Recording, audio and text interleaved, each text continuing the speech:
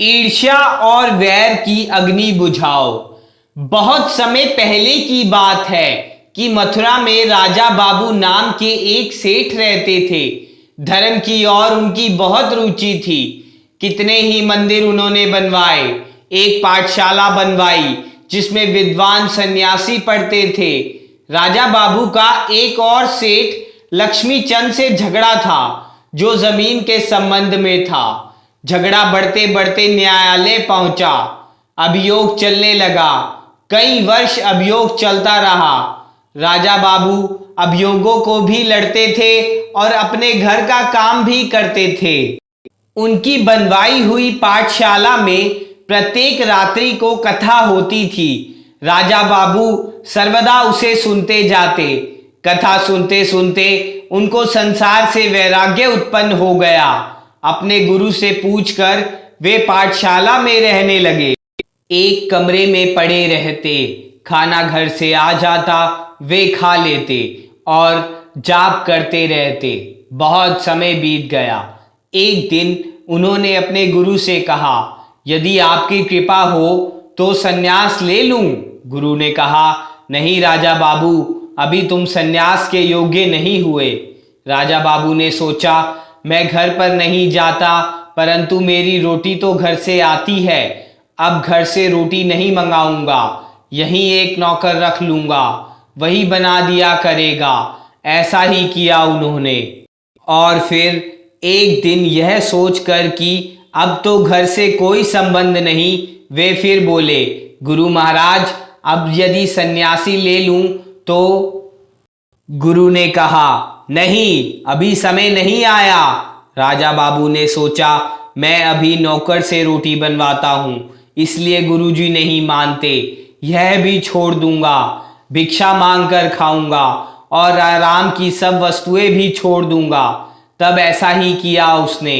सुबह के समय नगर में जाता, भिक्षा मांग करके लाता और सारा दिन आत्मचिंतन में मस्त होकर बैठा रहता। पर्याप्त समय बीत गया। फिर प्रार्थना की गुरु से, गुरु जी, मुझे सन्यास दे दीजिए। गुरु ने सोचकर कहा, अभी नहीं राजा बाबू।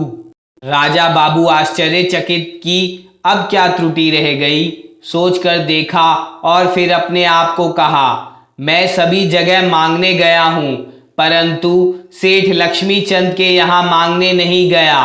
इसलिए शत्रुता की पुरानी भावना अब भी मेरे हृदय में बसी हुई है। इस भावना को छोड़ देना होगा। दूसरे दिन प्रातःकाल ही सेठ लक्ष्मी चंद के मकान पर पहुंच गया। जाकर अलख जगाई, भगवान के नाम पर भिक्षा दो। सेठ लक्ष्मी चंद के नौकरों ने राजा बाबू को देखा तो दौड़े दौड़े सेठ के पास गए। हाँफते हुए बोले, सेठ जी, राजा बाबू आपके यहाँ भीख मांगने आया है। लक्ष्मी चंद आश्चर्य से बोला, यह कैसे हो सकता है? तुम्हें भ्रम हुआ होगा, कोई और होगा वह।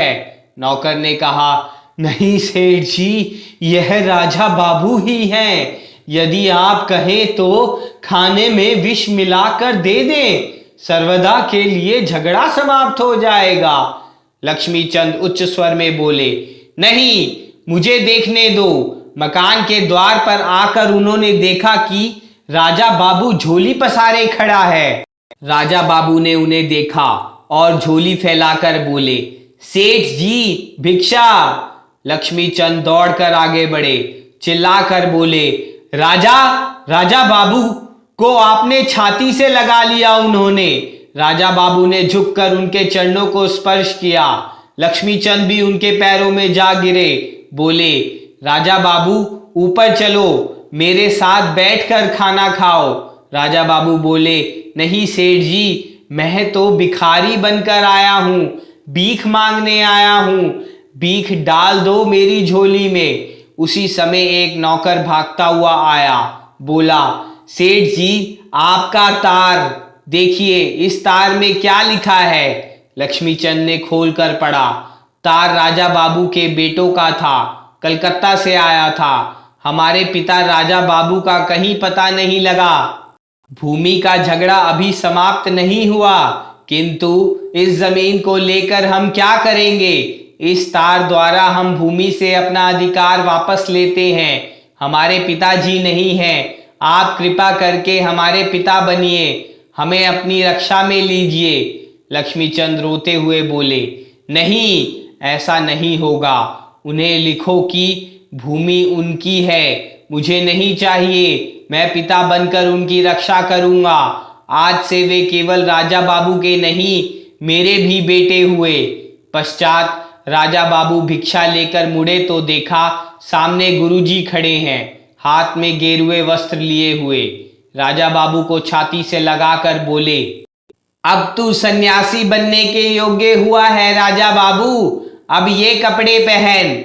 इस प्रकार जब तक मन के अंदर घृणा है तब तक गायत्री के जाप का क्या लाभ? गायत्री की उपासना यदि करनी है तो मन से घृणा को निकाल दो, ईर्ष्या और वैर की भावना को दूर निकाल दो, तो फिर देखो आनंद और सुख मिलता है या नहीं।